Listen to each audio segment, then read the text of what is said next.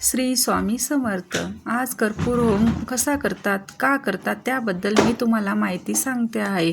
एक नारळ घ्यायचं, त्याच्यावर एक कापूर घ्यायची, एका कापूर मागे 7 कापूर, एक कापूर जळल्यानंतर दुसरी कापूर, दुसरी नंतर तिसरी, तिसरी नंतर चौथी, अशा एका पाठोपाठ एक कापूर जाळायच्या. कापूर जाळताना श्री स्वामी समर्थ, श्री स्वामी समर्थ या मंत्राचा जप करायचा. कर्पूर होम का करतात? घरात कटकट असेल, नवरा बायकोची भांडण होत असेल, घरामध्ये मुलं चिडचिड करत असेल, आजारी असेल, त्याच्यामुळे आपण कर्पूर होम करू शकतात. कर्पूर होम केल्याने खूप काही फायदे आहेत. 100% रिझल्ट मिळतो.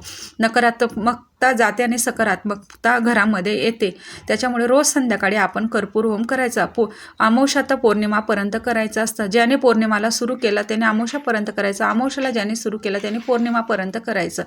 नारळला जर तडा गेला असेल तर तुम्ही घाबरू नका. नारळला तडा गेला की तुम्ही दुसरं नारळ घेऊ शकतात. 1 महिन्यापर्यंत ते नारळ वापरायचं. नंतर ते नारळ घरात फोडून घ्यायचं. फोडल्याने सर्वांनी प्रसाद खाऊन घ्यायचा, नाही तर खीर वगैरे बनवून घ्यायची. नारळ फेकायचं नाही. खराब असेल तर ते पाण्यामध्ये टाकून द्या. कर्पूर होम केल्याने खूप काही फायदे आहेत. रोज संध्याकाळी हा उपाय करा तुम्ही. प्रभावशाली आहे, खूप प्रभावशाली उपाय आहे.